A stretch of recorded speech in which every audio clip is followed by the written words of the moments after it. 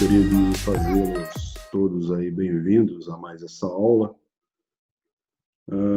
Essa questão da liderança, ela é uma questão que precisa ser estudada, né? Quem deseja se desenvolver como líder vai ter uma oportunidade grande de aprender diversos conceitos a respeito de liderança. A liderança é algo bastante interessante e uma coisa que surge naturalmente quando você agrupa pessoas.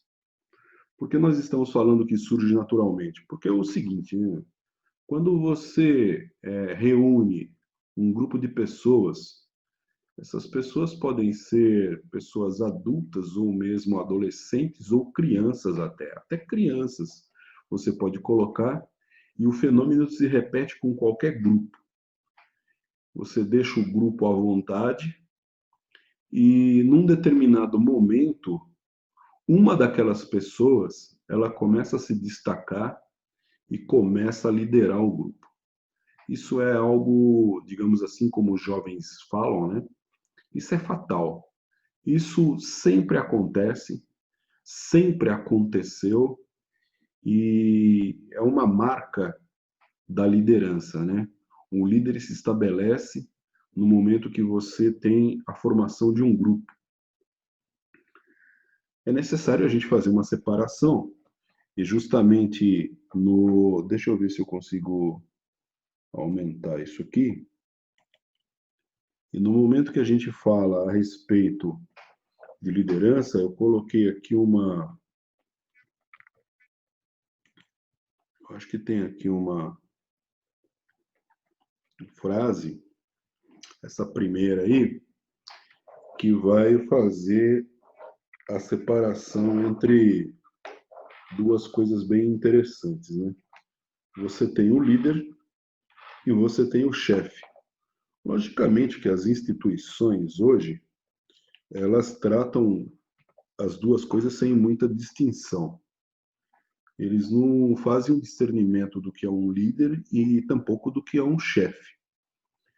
Todos são, normalmente, dentro da empresa, empossados em algum tipo de cargo, né? Gerente, supervisor, chefe mesmo, né? E aí passam a ter uma força, né, de líder, passam a ser líderes. Isso não tem a ver com o que nós queremos discutir aqui, né, do cidadão ou da pessoa, cidadã, seja lá quem for, ser realmente um líder. Isso não significa, se ele está num posto, né, ser colocado num cargo de chefia, isso não significa necessariamente que ele seja um líder. Mas a gente não vai discutir muito a respeito dessa ou daquela deficiência de uma ou de outra pessoa. O que nos interessa são as características de liderança. E a gente, então, introduz esse estudo dizendo até dessa experiência real que é, ao se montar um grupo, naturalmente surge naquele grupo uma pessoa que se destaca e muito rapidamente ela se torna líder daquelas pessoas, daquele grupo. Então é um fenômeno bem interessante esse, né, de haver alguém que se destaque e devido a esse destaque, a essa visibilidade ganha por esse indivíduo, por suas características, e essas características nós vamos ver durante essa aula, que tem uma delas que faz com que a pessoa se destaque mais, essa pessoa se torna líder e os outros do grupo aceitam-no como líder. Essa é a grande questão, né? As pessoas que estão sendo lideradas por aquele líder, eles a aceitam como líder, quando isso surge de maneira natural. Logicamente, se você tentar fazer paralelo, você vai, nesse momento, gerar um pouco de confusão mental, porque quando um chefe é colocado para liderar pessoas, ele também é aceito, nós não estamos falando disso. ele também é aceito no primeiro momento porque é colocado ali como chefe. Ninguém é tolo de ir contra uma chefia que foi colocada, uma chefia que muitas vezes foi chamada para aquela função devido a habilidades da pessoa que está sendo chamada como líder. Ou ele tem mais conhecimento, ou ele consegue fazer mais negociações, ou ele, sei lá, é lambe-bota do chefe que está mais acima, e por causa disso ele ganha um cargo de chefia. Logicamente que quem estiver abaixo não vai ser tolo bastante para enfrentar ou levar, num primeiro momento, conflitos à chefia, dizendo que não aceita ou demonstrando, principalmente, em ações que não aceita aquela chefia. Não é uma postura correta a princípio, né? Muito bem. Então, voltando ao raciocínio, normalmente as pessoas aceitam o líder natural, né? O líder que surge no grupo, né? E aqui a gente fez um paralelo só para a gente poder localizar o tema. As pessoas também aceitam seus chefes, né? Eles engolem os seus chefes, né? Ou seja, a pessoa aceita porque aquela pessoa tem o cargo de chefia. Muito bem. E a gente não vai, a princípio, falar nada a respeito disso. Então, nosso conjunto de slides, o que vão nos orientar aqui nesse estudo, o primeiro slide diz justamente o seguinte: liderar significa possuir a capacidade e o discernimento para comandar pessoas. E isto é muito mais do que os chefes fazem, ou muito mais do que eles imaginam, né? Porque quando alguém é colocado como chefe, temos que separar esses dois universos. A pessoa se acha realmente líder. E aí é onde as coisas se confundem, porque alguns até são mesmo. Alguns batalharam durante muitos anos, têm um conhecimento, uma expertise num determinado assunto. Por exemplo, o chefe da manutenção da sua empresa. Pode ser um cara contratado de fora que tem um conhecimento enorme a respeito de manutenção, manutenção hidráulica, manutenção pneumática, manutenção elétrica, automação, robótica e por aí vai. Aí ele naturalmente vai ser a pessoa que tem mais conhecimento e, logicamente, ele é colocado para liderar um determinado grupo de pessoas, porque as pessoas vão poder aprender com ele também, né? Esse é um dos objetivos. Às vezes o cara não gosta de ensinar, né? Aí vira um problema, né? Gera um problema. Mas geralmente algumas pessoas, elas estudam mais e mais justamente para se destacar e ter cargos assim de chefia, gerência, supervisão ou até mesmo no staff, na engenharia, para que não exista nenhum tipo de transtorno naquilo que ele realiza, né? Então ele realiza as coisas com liberdade. Muito bem. Então esse é um dos objetivos da pessoa buscar a liderança. É preciso dizer que existem pessoas, inclusive filósofos, né, que dizem e ensinam, disseminam, né? Tem pessoas que dizem que não é correto, não concordam ou não aceitam a ideia.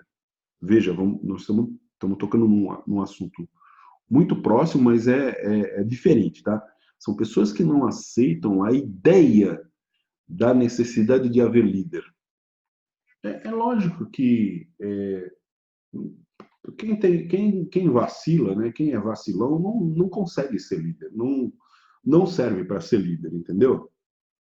Não tem condições. Porque, normalmente, os líderes, uma das características do líder é a coragem. Ele tem coragem em diversos aspectos. Coragem, para começo de assunto aqui, não é você brigar com outras pessoas, você ser o valentão. e existem diversas conotações que a gente poderia questionar em cima do que significa esse termo também. Mas a coragem que a gente reconhece no líder, uma das primeiras coisas que o líder atualmente precisa ser é empreendedor. Então, o empreendedorismo, ele se mostra uma característica muito forte nos líderes atuais. Os líderes atuais, boa parte dos líderes que estão sendo líderes no mercado, inclusive, e você encontra muitos líderes no mercado digital, por exemplo, são pessoas que empreendem, são empreendedores top, inclusive, né? Pessoas que conhecem muito da arte de liderar, da arte de vender, da arte de se comunicar. Então, essas pessoas, elas têm essa marca, aprenderam, desenvolveram, né? Neurolinguística, desenvolveram uma série de habilidades que dão condições para que eles sejam autoridades naquilo que eles fazem e sejam reconhecidos líderes, né? Além disso, render também muitos honorários a estas pessoas, ou seja, os resultados dessas pessoas acabam beneficiando financeiramente a elas. Muito bem. Então, mas voltando aqui para o nosso piso, né, que nós estamos falando do piso da liderança por enquanto. Os líderes carismáticos possuem forte personalidade carismática que foge aos padrões usuais do comportamento humano. Na verdade, o carisma é um comportamento. A pessoa ser carismática é um comportamento. Então, ela tem um conjunto de características que o torna alguém carismático. Uma dessas características nós falamos, ele colocou aqui nesse conjunto de slides, inclusive o Napoleão representando esse líder carismático, e o Napoleão, historicamente falando, e a biografia dele corrobora, ele era uma pessoa bastante carismática, uma pessoa com muita comunicação. A comunicação é bastante forte nele, e uma característica forte. E também muita coragem, né? Não sei se eu falei isso, eu estou redundando, mas muita coragem ele possuía, né? Então, alguns feitos mostram isso nele. Então, o carisma, né, é um conjunto de comportamentos que, combinando, vão trazer essa característica que nós chamamos de carisma, carismático, uma presença, né? A pessoa tem presença. Mas ela tem presença por quê? Porque ela fala bem, porque ela se comunica bem, porque ela é uma pessoa, muitas vezes, né, esse traço de coerência dentro do padrão de ações da pessoa mostra que a pessoa é firme nas suas opiniões, a pessoa é firme nas suas decisões, né? Eu não sei quantos de vocês jogam xadrez, né? No xadrez nós temos uma regra, que é uma regra de ouro, que se chama não pensar duas vezes em cima de uma peça. Não pensar duas vezes em cima de uma peça não significa que você não tem que pensar duas vezes. Mas esse negócio de não pensar duas vezes em cima de uma peça, vou tentar explicar, é assim. Existe uma abertura no jogo de xadrez que a pessoa movimenta o cavalo. Então, ela pega e coloca o cavalo numa posição. As pessoas que são já bastante experimentadas no jogo, elas vão atacar o cavalo. Elas atacam o cavalo. Pensar duas vezes é você remover, né, o cavalo da posição que você colocou. É você recuar. Então, esse ato de você remover o cavalo da posição mostra que você pensou duas vezes, ou seja, você não pensou corretamente da primeira vez. Lógico que eu, por exemplo, sempre digo que a pessoa precisa pensar duas vezes para não ter que fazer uma coisa duas vezes. Então, ela pensa duas vezes e faz uma vez só. Isso é interessante, isso é bom, principalmente em termos de produção. E juntando a isso, é bom que a gente não pense duas vezes em cima do tabuleiro, duas vezes em cima de uma mesma peça. Mas nós estamos falando isso por quê? Por causa da característica da firmeza. A pessoa toma uma decisão, ela já pensou em várias coisas que não vão. E aquela decisão ela não vai retroceder, entendeu? A menos que exista algum lance, alguma coisa errada, que aí é uma característica de autoavaliação, que é muito forte nos líderes também, e aí eles podem retroceder porque algo está errado, mas não por causa de uma falha no planejamento, porque o planejamento é bem feito, ou seja, se pensa muito antes de se fazer algo.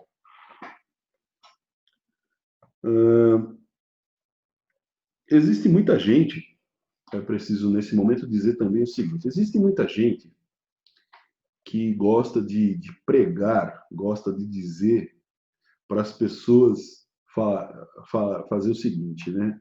Agirem da seguinte maneira: segue o seu coração. Tem muita gente que fala isso, segue o seu coração.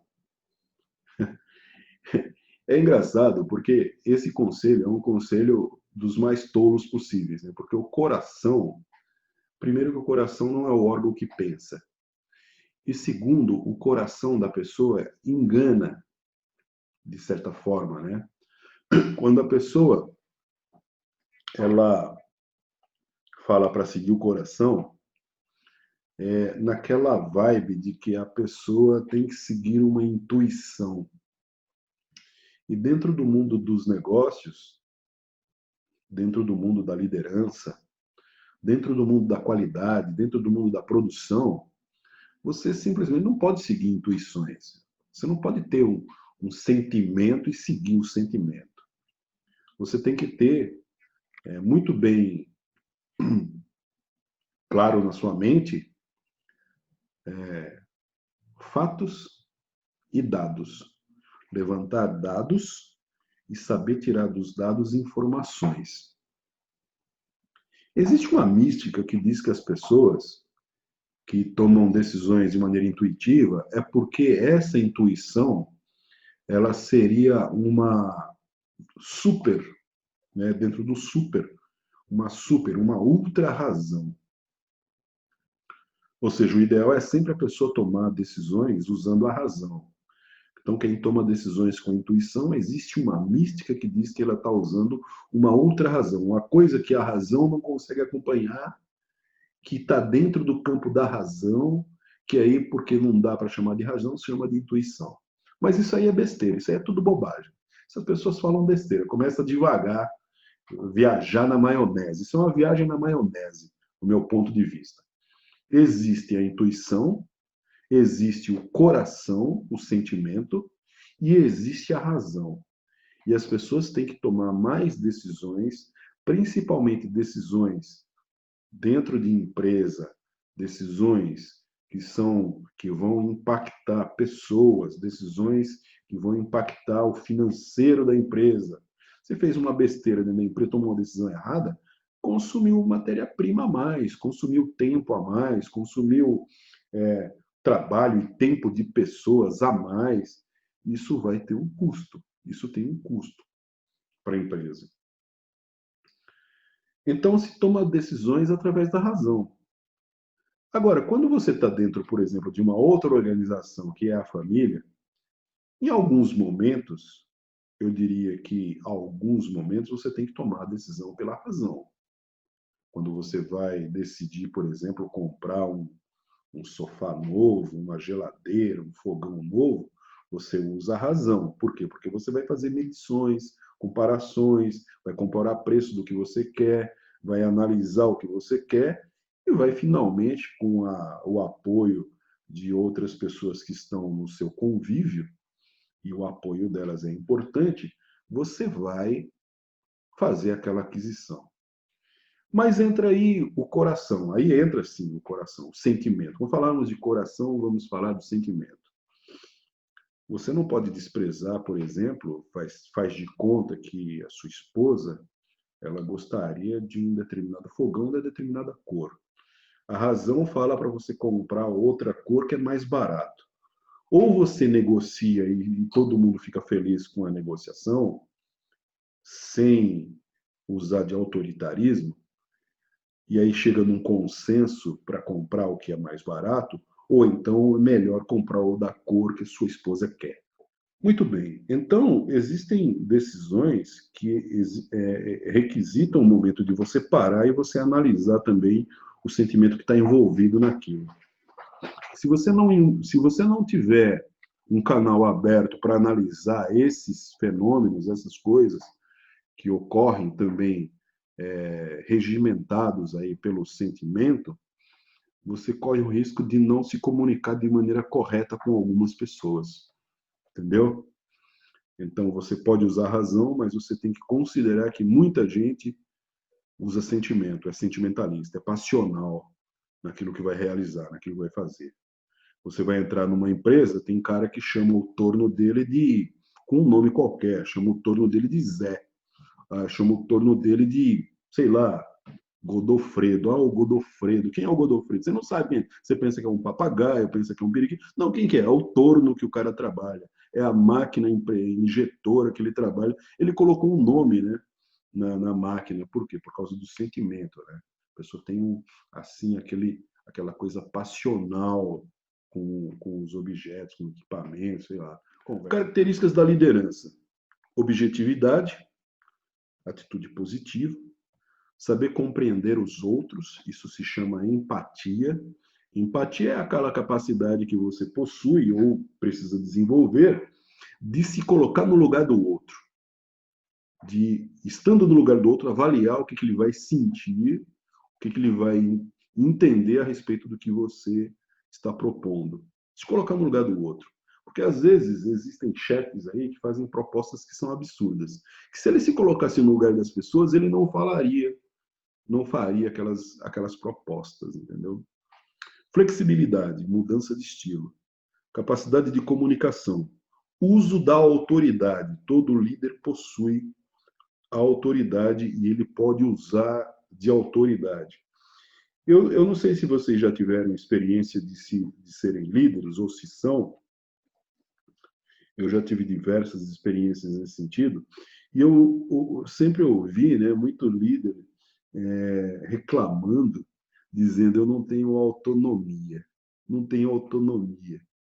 Se o cara é líder, ele diz que não tem, bom, ele é chefe, né? Ele diz que não tem autonomia. Então, o que ele está fazendo no cargo se não tem autonomia?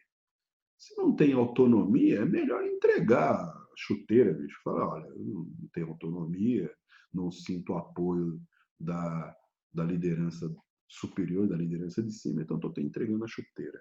Se vira, entendeu? Maturidade e comportamento. Uma pessoa estável na forma de dizer, na forma de falar, na forma de se comunicar. Estabilidade emocional. Todo líder tem estabilidade emocional. O líder não pode ser uma pessoa instável emocionalmente. Ele tem que ter segurança nas decisões que toma e nas atitudes que ele perpetra. E previsível. Eu diria aqui que a previsibilidade está mais no ponto de vista da segurança, né? Eu vou compartilhar minha tela com vocês, porque eu gostaria de mostrar algo que está no nosso conjunto de slides aqui para vocês. Deixa eu ver aqui. Professor, às vezes não quer mesmo, né, liderar.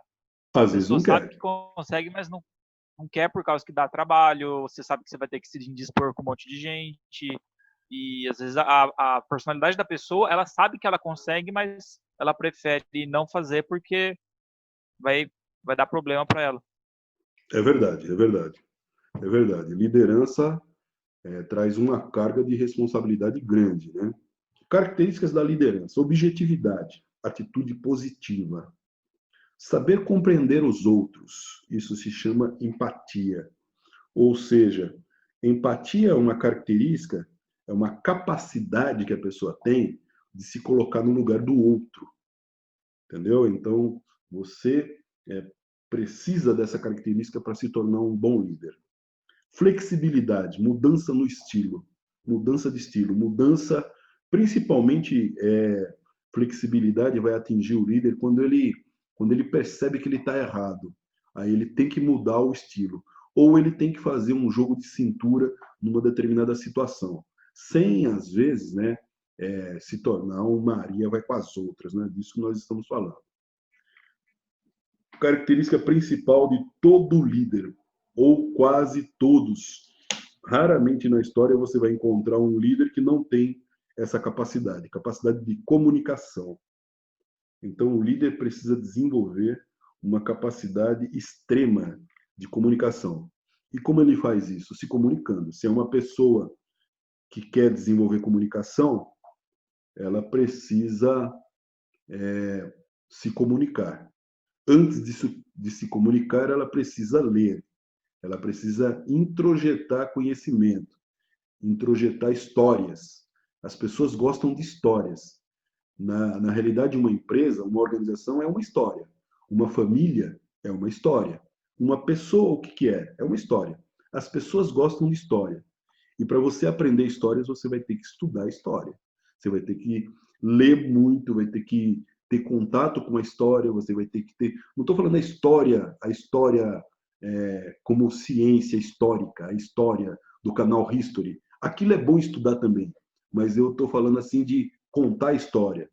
Contar história não é contar mentira, mas quase toda história tem um teor de mentira, tem uma pitada, vai. Não é toda a história que é mentira, mas existe uma fantasia, às vezes, dentro de uma história, algo impossível ali. Aquilo seria a inverdade da história. Então, um bom contador de história sabe todas essas nuances. E ele tem uma comunicação precisa, sabe como comunicar. Uso de autoridade. Todo líder possui autoridade. É admirável, né, alguns fenômenos que acontecem dentro de algumas organizações, dentro de algumas empresas, de líderes reclamando de que não tem autonomia. A pessoa reclama de que não tem autonomia. Se não tem autonomia, se ele perceber, sendo um chefe, que não tem autonomia, palavra de honra, é melhor ele aposentar a chuteira. Né? É melhor pegar e falar, olha, não quero o cargo de chefia porque você não está me dando liberdade para agir quando é necessário agir. Entendeu? Eu sou só um Pinóquio aqui dentro. Se é para ser Pinóquio, eu não quero ser Pinóquio. Isso já é uma característica de líder. O cara não aceita ser Pinóquio, entendeu? Ser, como é que eles falam? Um papagaio de pirata, né? De falar, ficar falando o que os outros falam, né? Tipo o nosso ministro aqui da Economia. Muito bem. Maturidade e comportamento. Então, o líder, ele possui maturidade e comportamento. Isso vai se denotar, né? Você vai perceber que o líder ele tem uma estabilidade emocional. Ele é estável. Ele tem estabilidade emocional.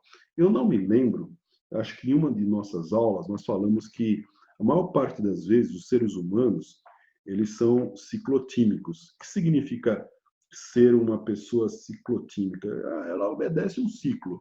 Um dia está bem, 2, 3, 4 dias está bem, depois ela passa por um período ruim, sei lá, levanta com o pé para trás, levanta com o pé esquerdo, existe um monte de desculpas aí.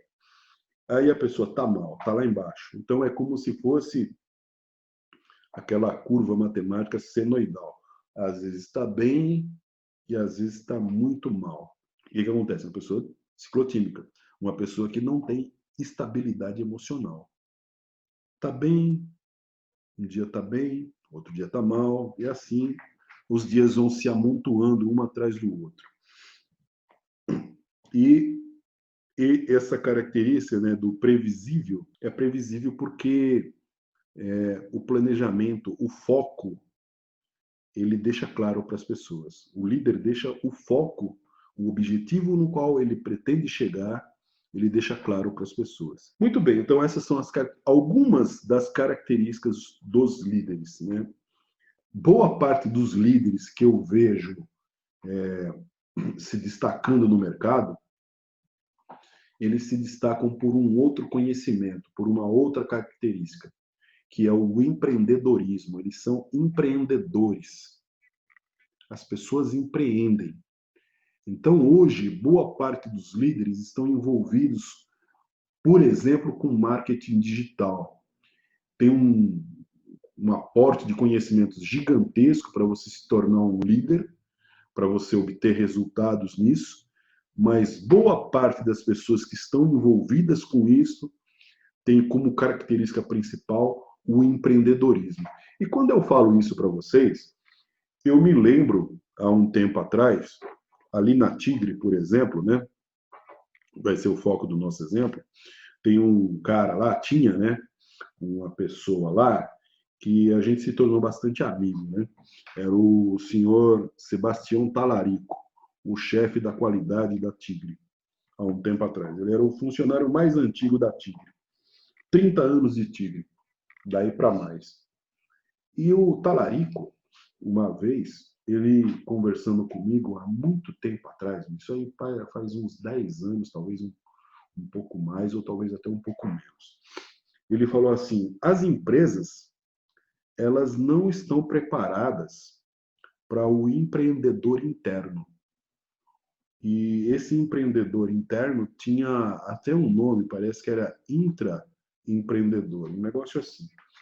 E ele falou aquilo, e ele, como tinha uma facilidade de comunicação, ele era um líder, não era apenas o gerente da qualidade, ele era um líder mesmo, as pessoas adoravam ele lá dentro, sabia negociar muito bem as coisas. O que que acontece? Esse cara mostrou para mim por que que ele estava falando aquilo. É interessante, né? Quando alguém sabe o porquê que ele está dizendo, ele fala assim, olha, eu observo aqui dentro da empresa que muitas vezes tem muita gente que é empreendedora, tem uma visão de solução de problemas. Para eles, o empreendedor lá dentro da empresa seria o solucionador de problemas. E a pessoa, ela não tem feedback. Ela não tem feedback. Às vezes o pessoal do RH não está preparado para isso. O pessoal da chefia acha que aquele cara que ganha visibilidade porque ele tem uma solução para um problema ou várias soluções para vários problemas, vai tomar a posição dele, então deixa a pessoa no ostracismo, a pessoa não aparece. Ou então a pessoa pega e pega a ideia da pessoa e fala que foi ele que teve. Então, é mais ou menos assim que a banda toca, né? Em alguns casos, e essa foi a conversa de mais de 10 anos atrás com o Talarico. O que a gente observa, então, é isso, né? E justamente os líderes de mercado hoje são empreendedores. As empresas que fazem mais sucesso hoje são as startups. Por quê? Porque lá tem um monte de gente talentosa que se reúne para fazer uma determinada coisa que está como ponta, é ponta. É o estado da arte dentro do mercado, dentro do que eles estão realizando no mercado. Um nicho assim, fora do comum, entendeu? Ou é um nicho, por exemplo, de impressão 3D, ou é um nicho dentro das possibilidades da indústria 4.0, que nós vamos discutir logo depois que a gente discutir essa parte de liderança com 4 ou 5 semanas.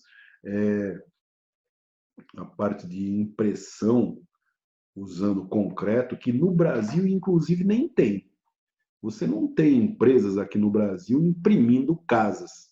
Você tem 12 empresas no mundo inteiro fazendo isso. E no Brasil eu não vi nenhuma até agora. Posso até ter errado na minha pesquisa, mas no Brasil eu ainda não vi nenhuma. Tem universidades tentando desenvolver o seu primeiro cabeçote que faça a aspersão do concreto lá, mas não tem desenvolvedores nacionais disso. Muito bem. Então, o que acontece? A gente percebe que a característica hoje da liderança é o empreendedorismo. Ele tem que ser empreendedor. Ser empreendedor é melhor do que ser carismático. Muito bem, vamos para frente. E aí, a gente entra na parte histórica da liderança, né? Quando a liderança ela despertou, né, quando ela se viu um alvo de estudo, se percebeu que havia né, alguns estilos básicos de liderança. Se esses estilos são básicos, eles sempre vão, de alguma maneira, aparecer em algum momento, né? Apesar do cara, por exemplo, ser um líder excepcional, ser um empreendedor, vai ter momentos que ele vai ser autocrático, por exemplo. Vai ter momentos que ele vai ser democrático. E vai ter momentos que ele vai ser laissez-faire, que é liberdade geral, liberdade total para agir das pessoas. Bom, então o autocrático. Esse líder autocrático, ele tem essas características. Ele é reservado, pouco comunicativo, centralizador. Essa é a característica principal de um líder autocrático. Centraliza tudo nele. Define ao invés de perguntar. Às vezes, exatamente isso é até engraçado. Às vezes a pessoa pode até, inclusive, não saber um determinado processo. Ela pensa que conhece o processo e define como a coisa deve andar, ao invés de perguntar. Concede pouca autonomia de decisão. Então, para as pessoas que estão abaixo do líder autocrático, ele não concede muita autonomia. E também é uma pessoa que é arredia, não aceita críticas, entendeu? Não aceita críticas. Então, essas características são características do autocrático. Em termos de grupo, essa liderança, ela funciona, ela traz resultado? Ela traz resultado, sem dúvida que traz. Porque imagina só, você coloca lá um cara que é um dinossauro. O cara está dentro da empresa, é um dinossauro. Né? Sei lá, Tiranossauro Rex. É um Tiranossauro Rex. Muito bem. Você acha que esses caras mandar 50 pessoas fazer determinada coisa, definindo o que cada pessoa tem que fazer, você acha que as pessoas não vão obedecer? Elas vão obedecer cegamente, não tem como a pessoa não obedecer, a menos que a pessoa queira não fazer parte do grupo.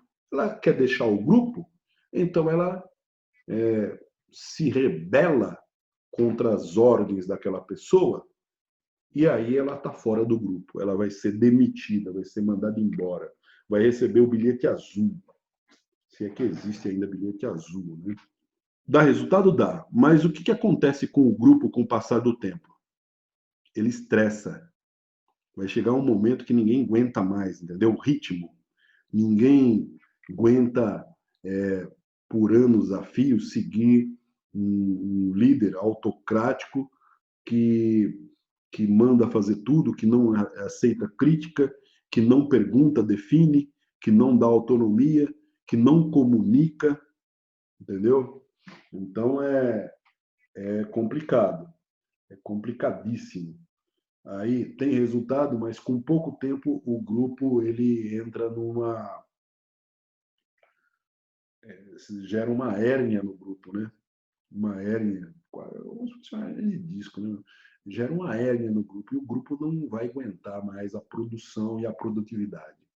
Não aguenta a pressão, entendeu? Começa bem, mas depois, com o passar do tempo, aquilo se torna algo insuportável. E as pessoas começam a não acreditar mais na liderança, né? Começam a querer sair fora do grupo. Muito bem, o segundo estilo é o democrático. O democrático, ele é um estilo quase que o contrário ao autocrático. Ele é mais aberto, é mais comunicativo, ele dialoga e troca ideias com as pessoas, valoriza e dá ênfase ao trabalho em grupo, delega tarefas e parte das decisões, que é uma coisa difícil, né? Você delegar a tarefa e parte da decisão. Você deixa a pessoa tomar decisão. Deixa a pessoa tomar decisão. Estimula a iniciativa e criatividade dos funcionários, sabe tomar decisões sozinho, que se baseia nessas decisões, se baseiam no diálogo. Ele explica, ele expõe para as pessoas. Então ele começa lá na primeira característica, que é ele é mais aberto e comunicativo. Comunica, né? Sabe comunicar. Muito bem. O que acontece? As pessoas ficam mais à vontade. Pode até ser que não tenha tantos resultados como tem o autoritário, o autocrático. Porém, ele tem tantos resultados quanto. E a equipe trabalha à vontade, a equipe gosta de trabalhar com aquele chefe. Eles gostam do chefe democrático. E o terceiro estilo é o estilo livre, que é chamado no francês de laissez-faire. Esse estilo livre ou liberal, estilo liberal, ele dá grande liberdade de ação e autonomia, delega tarefas, responsabilidades e autoridade. ênfase sobre os objetivos e não em controles, estimula um alto grau a iniciativa e criatividade. Muito bem. Será que liberdade, liberar, a liberdade em si, ela gera tantos resultados quanto o que é autoritário ou o que é democrático? No Senai, eu trabalhei durante 10 anos como funcionário externo, né? E a nossa função lá era de formar a liderança de primeira linha, supervisores, formar supervisores lá. Tinha um curso de 2 anos, e nesse curso de 2 anos nós formávamos líderes. Muito bem, lá tinha uma dinâmica de grupo que era muito interessante. Se a gente tivesse presencialmente, eu faria essa dinâmica com vocês. A dinâmica era mais ou menos assim. Você pegava uma quantidade bastante grande de sucata, né? Mas sucata limpa, né? Papelão, alguns tubos de cola, madeirinha, palito, uma série de coisas. E as pessoas, né, se dividiam em grupos. Eram 3 grupos. Um grupo teria um líder autoritário, um líder democrático e um líder liberal. Muito bem. E aí a gente instruía esses líderes que fizessem o seu trabalho. Então, o líder autoritário, todos eles tinham a mesma tarefa, que era construir uma torre de petróleo, imaginando que eles estavam em algum país do Oriente Médio onde se descobriu petróleo. Se descobriu petróleo, aí tinha um poço lá, eles tinham que construir aquela torre. Muito bem. E aí começavam os trabalhos em cima do planejamento e depois em cima da venda. Eu já vou falar direto qual era a finalidade, era a venda do equipamento. Muito bem, então os líderes eles começavam a atuar, fazer um papel, né? Geralmente como é mesmo para ser feito um líder autocrático, um democrático e um liberal. O liberal caía fora, saía ali do ambiente, ia lá para fora. Isso acontecia no Senai. O cara saía, inclusive, do ambiente do Senai, ia lá para a rua, né? Ficava horas e horas fora, deixava o pessoal à vontade. Muito bem.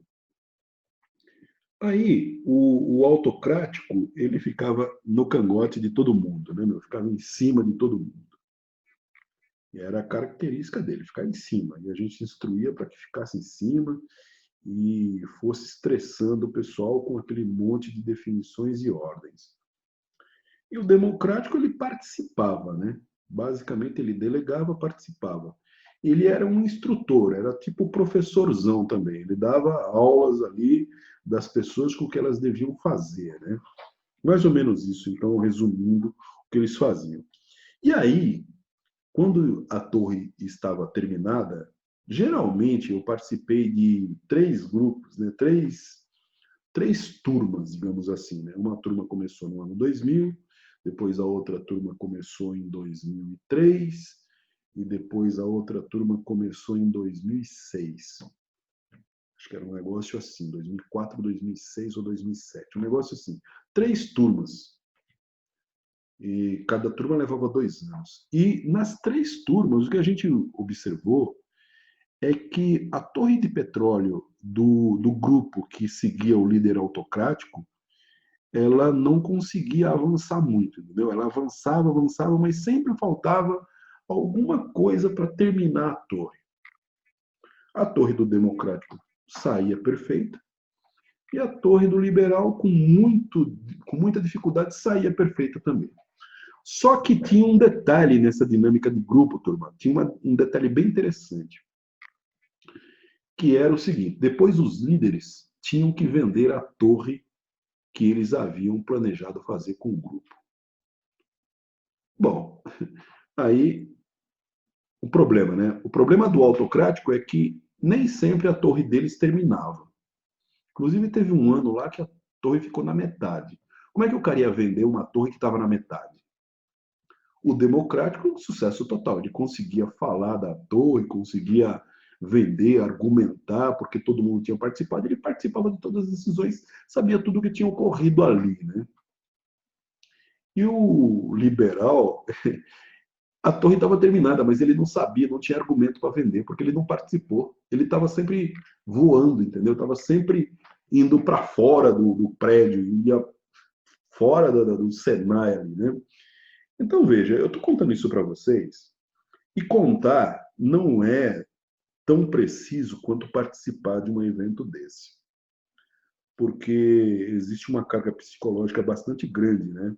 Tinha pessoas que saíam transtornadas do grupo do autoritário, que ele deixava as pessoas transtornadas. A pessoa vivia naquele breve momento ali da aula, que era uma aula de 3 horas, e a aula se desenvolvia num primeiro, no segundo, e a terceira etapa era a exploração do que tinha acontecido. Vamos dizer que levava praticamente 1 hora para cada uma dessas etapas. Na hora da construção, a pessoa do grupo do autoritário, quase todos eles ficavam muito transtornados. Alguns achavam que era uma brincadeira tudo o que estava acontecendo, realmente, e não falavam nada, mas outros levavam bastante a sério e ficavam transtornados. Mas o interessante é que o liberal não conseguia vender a torre, não conseguia. Por quê? Porque ele não tinha todas as informações, ele deixava o pessoal solto, o pessoal bem rédea solta nele, o pessoal fazia o que queria, né? Então o cara que estava comprando, ele fazia as perguntas: a tua torre tem tal coisa? Era uma instrução que era dada para o comprador. E aí o liberal não sabia responder, enquanto o democrático respondia porque ele tinha participado de tudo que eles tinham feito lá. Bem interessante. Bom, então, finalizamos por hoje. Eu agradeço a presença de todos vocês. Eu queria saber, antes de realmente finalizar, se existe alguma pergunta, alguma colocação que alguém deseje fazer. E a gente, após essa questão, a gente pode encerrar. E aí? Tranquilo? Na boa? Vocês não costumam falar muito, não, né? O que passa na cabeça? O que passa na cabeça? O que vocês ficam divagando enquanto eu estou falando aí? Esse professor só fala bobagem, né? Esse professor só fala besteira. É isso? Bom, beleza, turma. Não vou tomar mais o tempo de vocês. A gente encerra então essa aula. Agradeço a presença de todos. Até a próxima semana. Muito obrigado e bom final de semana a todos.